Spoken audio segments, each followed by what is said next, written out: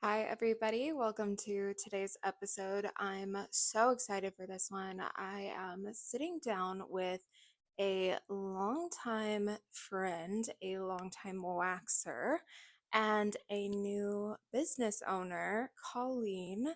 We have known each other for over a decade, and she's about to hit 10 years in waxing.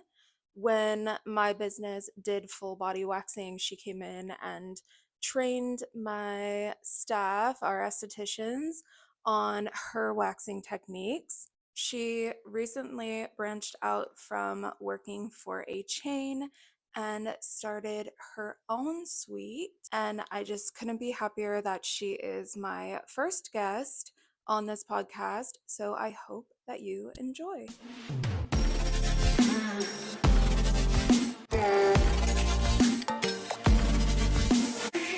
I'm gonna die in this house. I think I'm gonna die in this suite. I'm here today with Colleen. Colleen, Hi. tell us a little bit about your suite, what your place is named, how you got started, all that stuff. Yeah, so Colleen, again, just a reminder. I got started solo just this recently in October, but I've been waxing for it's gonna be 9 years this May. I like low-key round it to 10. I'm like, why would I know? Yeah. 9? That sounds really odd. Yeah. But 9 years in total. That whole time I've been waxing, but I am branching out and about to do skin lightening. So for anyone who doesn't know, if you struggle with hyperpigmentation, like on your underarms or like knees, elbows, coochie, the pink starfish or the brown starfish, I guess you would say. I'm dead. We'll make that starfish pink, but I'm working on getting the protocol down for that and being able to launch it. I would hopefully say in the next month. So the name of my business is Doll Parts Aesthetics Parlor. I knew I wanted to do doll parts specifically because like in my head I'm thinking, okay, like I do waxing, get them smooth like a doll. Heck yeah. But I was kind of struggling when going solo only because I was like, well, I don't want to alienate the other services I do because I do brow lamination, brow tinting, and then now I'm doing skin lightening. So I was like, what kind of work can I throw on there? So I'm like, let's make it like aesthetics parlor instead of just like waxing. Yeah. I love the word parlor too. Like I haven't seen that anywhere. I'm like, I haven't seen that since 1948. I haven't seen that since 1747 BC. I love it. I just wanted to make it as like me as possible. I love that. Yeah. I'm located in Costa Mesa. I'm in Orange County. Colleen, you are like the wax girly. I know you mentioned that you're like trying to branch out, or not trying, but you are going to do it. You're branching out, which is awesome. But like you don't do facials, which is what when people think of like estheticians, they think of facials and all that stuff. So what made you want to do like waxing? How did you fall into that specifically? Well, when I was in school, we started out with the facial like practical section first. And it was cool, it was great, it was fine. But facials, I don't want to say they take too long because it's like they should take long, but the process and the steps with one person each, like when you're seeing clients, it takes too long. I can't yap. They can't yap. What's the point? Like there's no personalization, at least for me. And I don't know, with facials, they are nice, but it takes a little bit more consistency to see results. Whereas once we started doing the waxing, I was like, oh, like I see it right away. Obviously, they have hair and then they don't. And the magic of it all, the witchcraft of it all. I also think too, I felt a little bit more connected to the service because I grew up like a hairy little beastling. Literally, I was like 9 years old going to the nail salon and my mom was like, we're gonna take care of that. I love that for you. I don't love that for me. I actually don't love that for me. It's more costly, the bullying, the trauma. Okay, I don't love that for you. No, but I do have really nice eyebrows and eyelashes because of it. But I think I connected with that service more because I grew up getting waxed and then having people leave like our school being like, I feel so much better, thank you. Like nervous as all shit, especially when we did eyebrows. Yeah. Oh, it's one thing to just wax someone's like leg or arm, but like as a student, you're doing someone's eyebrows, you're like, oh my God, Yeah. I like their life is in my hands. The eyes of the face. Yeah, like red wire, Besides the blue actual wire. eyes. Besides the actual Yeah. eyes. Yeah. So having them leave and feel so much better about themselves, like, is a little bit more instantly gratifying to me than giving them a facial. Okay. But I no love that. slander on the facial girlies. Like, I love Yeah, them I'm down. like, hi. Okay, so obviously there's a lot of like hair removal services Hmm. around, waxing, everything. Yeah. What sets you apart, or like what do you think? Like, what makes it Yeah, different? yeah. Well, other than waxing being different from like laser and whatnot, waxing, a lot of people don't realize that there are a few different ways to get wax. There's soft wax, which I use. There's hard wax, which I feel like is like the majority, like the popular type of wax people use or like to get. I love soft wax. It's the only wax I've used like in my professional career. I know that most people prefer hard because a lot of people will start their waxing journey at like a European wax center and they use the hard wax. Mm-hmm. And that's the kind where, because people are like, what's the difference? Because obviously they're not watching me do it. Hard wax, like to give the people like visuals at home, it's the kind where you apply it on, like you apply it, and instead of putting a strip or like a sheet over, there's like a little lip, and then you just peel it off. Or if people also like can kind of clue it in, it's the kind that people use in their nose. Mm-hmm. So I see a lot of those videos online where people like do it themselves and it's like they yank it out. It's hee hee ha ha funny to them. Yeah. But I don't use hard wax. I only use soft. The only time I use hard wax is in the ears or in the nose because you can't use soft wax there. That just would not be possible. Interesting. Okay, Yeah. so the people listening are mostly estheticians Hmm. or like future estheticians. Yeah. Is it like a personal preference that you wanted to do mostly soft Right. wax, or like do you feel like other estheticians should be using only soft wax? For me, it's personal preference only because it's what I've used throughout my whole career. Mm-hmm. The chain that I started at, they did such good training. She actually came. I You were a did. model. I I totally forgot did. until right now. I was I like, did. light bulb. It was my first time getting waxed, and I was like, just take it all off my face. Wait, cut the cameras. It was. Yeah. I popped her cherry, Yeah. if you will. But I don't know. For any esthetician, it kind of depends on like what you feel comfortable with. With the soft wax, again, I was trained super well Mm. at this chain. I think my training was like 6 weeks long before I even took a paying client. And the trainer really made sure that I was comfortable with the technique, the pattern that we use, the actual product itself. So using that specific same wax for 8 years of my career, when I went solo, I'm not gonna like deviate from that. Yeah. And personally, with soft wax, I think it does a little bit better of a job removing every hair. Whereas like peach fuzz, it's a little harder to get with hard wax. Okay. From what I've played with, I've only ever used hard wax on the body in school. Okay. Like we were taught Brazilians to use hard wax in school because the girl training us came from European wax center background. Oh. Yeah. Okay.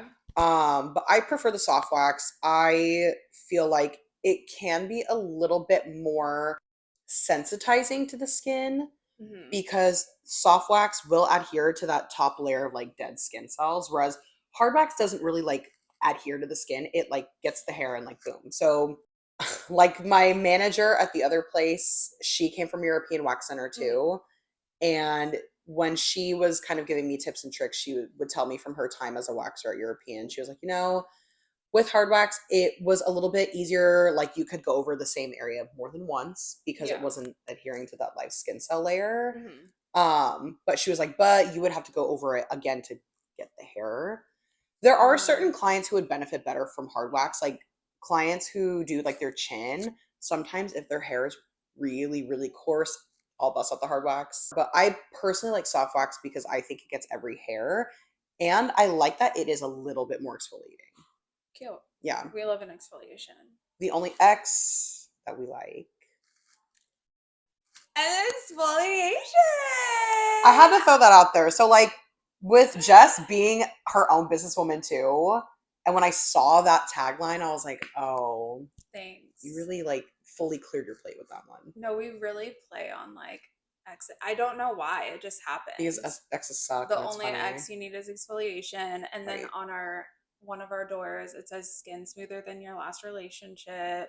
We have a mirror that says, we can't fix your ex, but we can fix your skin. So I don't know why. I guess maybe I have like a lot of anger.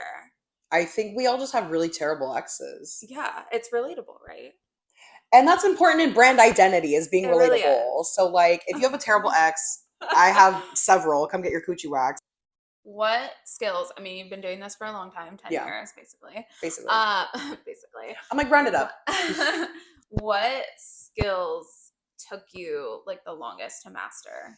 I feel like everybody's going to say time management, but I mean, actually true, because when you're starting out, you are just trying to get down whatever like specific skill it is. yeah. Time management comes after. Mhm. Like you want to nail, if you're learning how to wax, like you have to learn application and all that. Figure that out, and then the speed will come. Mhm. I feel like though something that kind of took me a hot minute, surprisingly, is like, I don't know if you would call like client banter or just the personalization. Mm. I would go into the room, and keep in mind too, since this is like almost 10 years in the making, I was like freshly 21 years old, a Mhm. baby, if you will. Yeah. And I have these clients who are double, almost triple my age, trusting me with such an intimate part of their body. So I'm standing there and I'm just like, today we're having weather.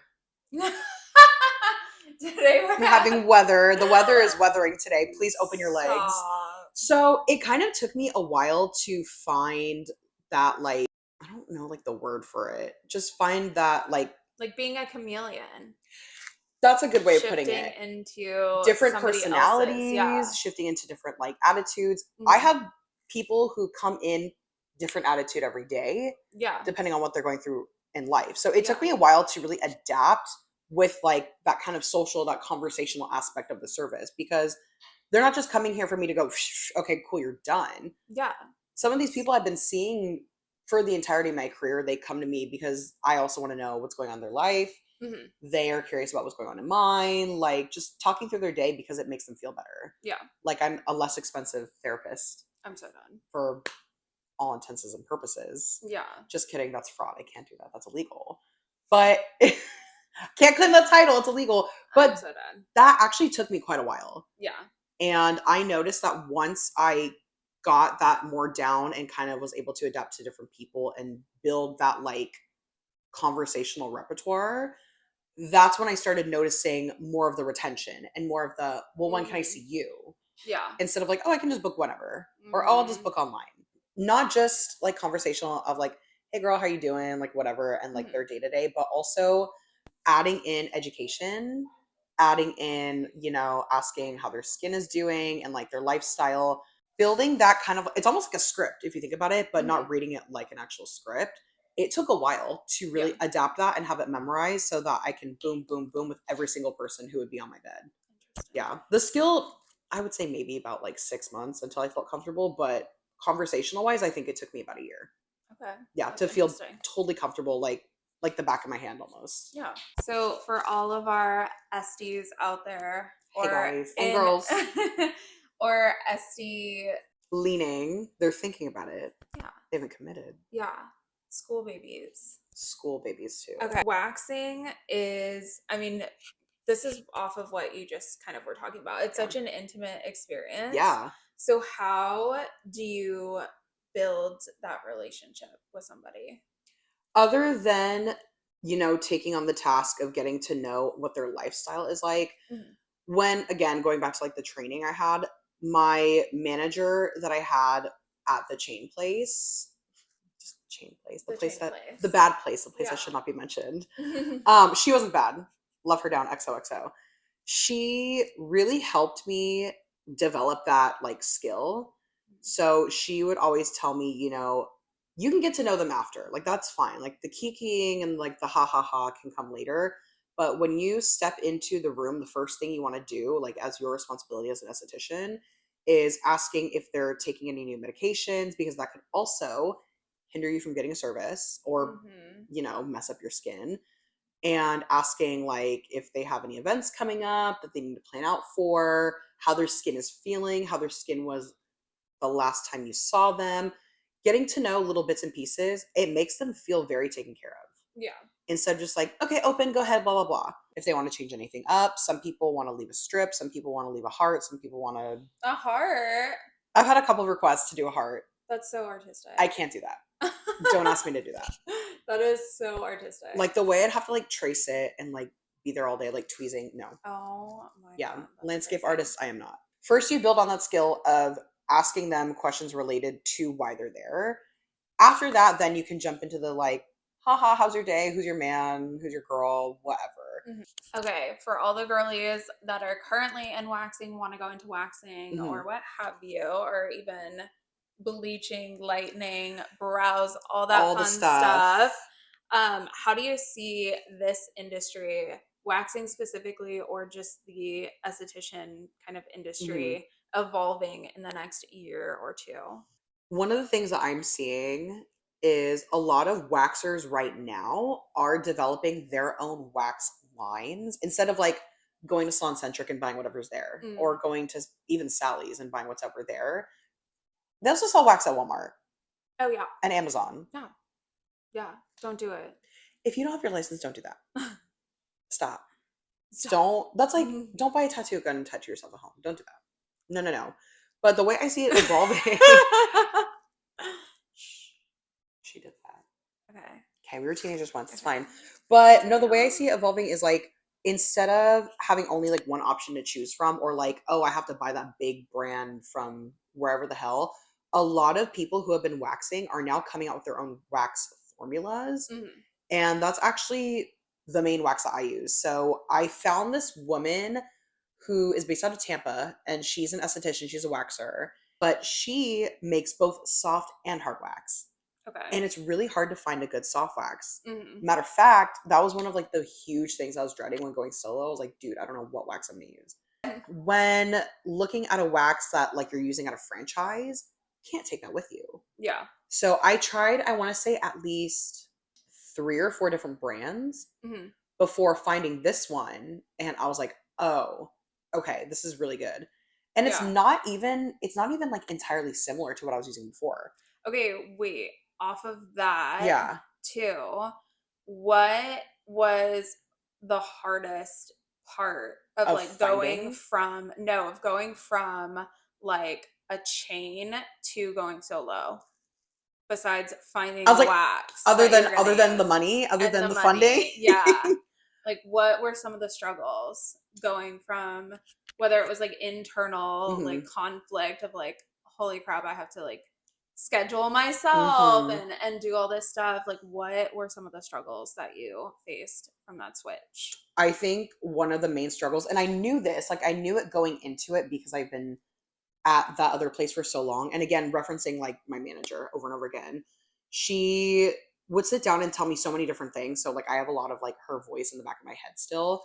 One of the things that she would say is, like here we have the luxury of like coming here, clocking in, doing our due and like having fun and then clocking out and going home. Yeah. Letting the corporate handle the marketing, letting the corporate handle the payroll, letting the corporate doing the orders, letting the corporate do everything. So now that I'm here on my own, I have to schedule myself accordingly. I have to remember to set time aside to make content, set time aside to plan doing an ad, making a business card, making a menu. Like every single last little detail is on me. It's on no one else but me. Yeah.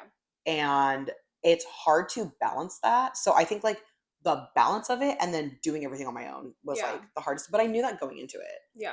So I have like a Google sheet for everything. I like in true like ADHD, like chaotic form, I have like several notes in my phone that are like place order. It's like, great, dumb, order for what? But just balance and also realizing that everything falls on your shoulders was the hardest thing about it. What about like what would you say for somebody that is maybe corporate, or I know there's a lot of girlies or boys fresh out of school who are like, okay, immediately when I graduate, I'm going solo. What do you think is like the right time or like step? Like, where do you know that it's your time to go solo? Honestly, you don't. Right. Like, that's the main thing. It's kind of a trick question. I have a very close friend of mine who for years has been like, you dumb bitch, like just go do it. Yeah. There is no right time. I waited and waited and waited and waited because I thought maybe I need to wait for finances to get better. Maybe I need to wait to like, I don't know, wait till I have more clients, wait till this, wait till that. But with our industry, everything ebbs and flows. There's never like a linear, like up, up, up. Oh, you're doing so well. It's going to keep going up. It's always going to kind of roller coaster. Yeah. COVID, or like we're in a pretty gnarly economic time right now. Mm-hmm. So there's no right or wrong time to go solo. As far as doing it right from the jump out of school, that's what I was going to touch on. if you're doing it right from the jump out of school, like props to you, Mm-hmm. but you are going to need like an extra job. Yeah. You're going to need money in the bank. You're going to need lots and lots of time. Well, but I think it's like education too. Like, I think it's a good idea to be under somebody just to for learn a minute. Like the business side of things. Oh, because yeah. you're coming out of school, they don't teach you. Don't touch on the business. And if they do, it's like for an hour, they're like, okay, you're done. Have fun. Yeah.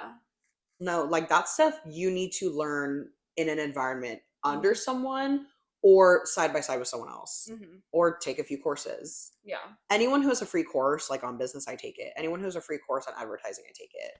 They're usually like about February 4th. Oh, is that time for a shameless plug, I feel? Okay. I am doing like a little free webinar. Love. So, yeah. And I will be doing it because I eat any of that up. Yeah, we love it. We love free education. Free education, and there's never too much education. Yeah. No matter what age or phase of life you're in, you can never not learn enough. Yeah. I'm always learning. I love that. Yeah, that's why you're my guest here today. My first guest. Because that's what I always talk about, is always consuming. Like, what sets you apart in the industry, and in most industries too, is that if you're taking action, most people won't take the action. They just sit and wait for everything to come to them. But if you're constantly consuming education and content that is only going to benefit you, that's even taking action. Most people don't even do that. No. So, yeah, I love that you touch on always staying up to date and educated. Always staying up to date and educated, and also checking myself and being like, girl, you're still learning. Yeah.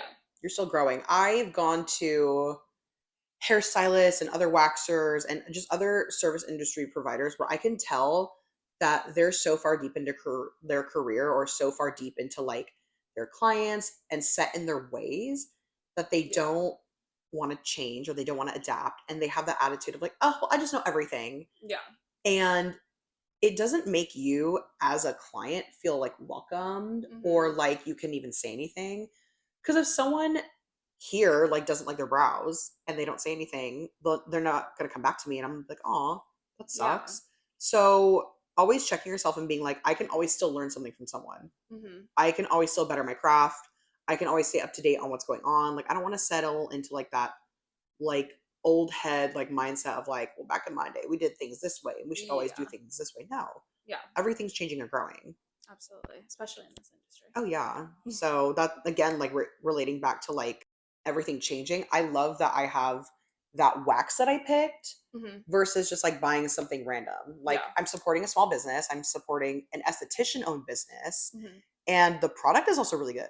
I love that. Yeah. Keep doing your research. I mean, do you want to shout out the product? Or of course. Oh, I'm never gatekeeping in here. The brand is called Enso Wax. Oh, I've heard of them. Oh yeah, I feel like they're kind of getting really huge now. And this is Penny. There's Penny soft wax, there's Penny hard wax, and then there's Patina soft wax. Patina. So it's so cute. That is cute. Yeah, I love her stuff. I want to reach out to her personally and be like, XOXO, I love you the most. But I've been ordering from her, I think, since like April 2024. And I was still at my old work. Like, I was still at the chain, but I was like, waxing family, and like I had like a couple of house calls. So 2 years now. Yeah. Oh, love it. What do you think is something that clients care about the most, that most professionals overlook during a waxing appointment? I mean, other than making them comfortable, I would say the education part of it. Someone can sit down and get a wax from anyone and be like, boop, boop, boop, you're done. But basically, people do not know everything there is to know about everything. Like if I walk into, I feel like I usually use like my tattoo appointments as like an opportunity to compare it, or like, oh my God, working out. Mm-hmm. I don't know shit about working out. That's why I pay someone to tell me what to do. I'm done. Yeah. So these people are paying us. We need to make sure that not only we tell them what to expect during the service while they're there, but it is also so hugely important that we tell them what to do and what not to do after. Especially with something as sensitive as a Brazilian, whether it be a Brazilian wax or like Brazilian skin lightening, coming soon, stay tuned. There are so many things that could mess up your skin and could also mess up your pH balance. But with something as sensitive as like a Brazilian, a Manzilian, like anything you're doing down there, like you really need to let them know, like no exercising for the first 24 to 48 hours, no intimacy the first 24 to 48 hours. And that I know I cannot, I tell them this all the time. I'm like, I can't go home and follow you. And I can't stand there in your bedroom in the corner like your sleep paralysis demon and say, don't do it. Yeah. But the most I can do is tell them not to do it and tell them why and what could happen. Because if something were to happen, like they get a reaction or whatever, at least they'll know in their head, hey, I think it's because I did something wrong. They will know and be able to utilize the info that I gave them. At the same time, I will tell them in the suite too, like, hey, if you do be intimate or exercise or go in a sauna or jacuzzi, because people ask me like, well, what'll happen? That's another part of the education. I can tell them and prepare them to expect X, Y, and Z to happen. A lot of guys who wax, guys need to wax. Men, this is for you. This is your sign. It doesn't even have to be your Menzilian. Like, I don't need to know you like that. Unless. But like, do your brows, wax your back, wax your chest. I don't know. Do something. So many things to wax. There's so many things. The only parts of our body where we don't have hair are palms and the bottoms of our feet. It's a lot to choose from. But the men, they don't really know A from Z either. So their most common thing is like if I am doing like a back or a chest, they've told me like, oh, in the past I break out, or I don't want to wax because this has happened in the past. And I'm just like, well, did you ask why that happened? Or did you like refrain from doing certain things? Like, I don't know. Yeah. So education is just the most important part. And I think even though clients don't expect that, I think once you give that to them, they're like, oh, I can really trust you. Like, I want to come back to you. Or they'll have more questions. And with more questions, that could lead into more services that you can give as a provider. Absolutely. Because you've gained their trust. Heck yeah. Yeah. So I think even though clients don't walk in thinking education is their most important, it ends up being the most important thing that they should expect. Absolutely. Yeah. Okay. What was your biggest fear before going solo? And did it end up being real, or was it like an imagined fear? I mean, I think the biggest fear is money and the lack thereof. But I actually think, like, money aside, because everyone's going to say, oh, money, finances, whatever. All of that aside, I think my biggest fear, honestly, was like, are people going to follow me? Are people going to find me? Are people going to want to stay with me? Because you go from just being the face of someone else's brand to then being your own brand. Like at the end of the day, I represent myself. I have my own brand, look, products, like, etc. And if someone decides not to come back or that they don't like it, it doesn't fall on, oh, well, it was just the company. It falls on me. Yeah. So I think my biggest fear was like, because again, people too, like, I wasn't able to decorate my own room. I wasn't able to like wear whatever I wanted or play the music I wanted. My biggest fear was like, oh, these people who have seen me in a space for so long, they come into my space and they look around and they go, ooh, this is you? This is what you like? Which they should know me by now. Like, I feel like I'm pretty out loud about like my personality and my interests, but seeing it in front of them and like hearing music and everything else, I was just scared that they'd be like, oh, I don't think this is for me. Like, I don't think we vibe, or I don't really like this. Yeah. Especially with my clientele being very diverse. I don't have just like one age range of people. I don't have one set like style of people. I have people who are freshly 18. I have people who are like in their 60s. And I know that even though they followed me because they love me, like I take care of them, I was really nervous of like, oh my God, are they going to look at my room and be like, oh, she's a little too much? Or, oh, this is like, I don't know. That was my main fear. Yeah. But you stuck with it. You stayed true to yourself. And Yeah. I think, I mean, that's something that I talk about. That's my biggest kind of thing that I teach and work, when I'm working with other, Yeah. whether it's like estheticians or med spas or hairdressers, whatever it is your identity, because people think of like branding as just like, okay, what colors and fonts and Oh, logo am I yeah. going to have? But it's like, really, who are Who you? are Because you? Yeah. that's what people will lock into. That's Yeah. what they're going to follow. And it makes your messaging easier. It makes Right. like everything just flows once you figure that out. Yeah. And you're not going to be for everybody. No matter who you are, you're not going to True. be for everybody. Exactly. Not all money is good So, money. yeah, your people will find you if you like Exactly. stay true to yourself. And you've done that. And I love that. Yeah. Well, thank you so much for Thank hanging out with me you. today. Again, this is Colleen with Doll Parts Aesthetics Aesthetics Parlor. I Parlor. was like waxing parlor, but I knew there was more. I'm not trying to pigeonhole it. Like now No, I I do love so that. many things. Yes, Yeah. absolutely. Where can people find you? Okay, so I can be found in Costa Mesa off of Harbor and Adams. I am at Porcelain Luxury Salon Suites. My Instagram handle is Doll Parts Parlor, and I believe my TikTok is also Doll Parts Parlor. We will put it in the show notes. Yes, show notes. I can be booked at dollparts.glossgenius.com. Perfect. Well, thank you so much. Thank And we'll talk you. again soon. Yeah, I don't think that people know that like we knew each other prepubescent. Yeah. So that makes this like really full circle. Yeah. So Two crazy. business girlies. Yeah, we love it. Okay. Well, thank you. Thank you. Okay. Bye. Boop, boop, bye.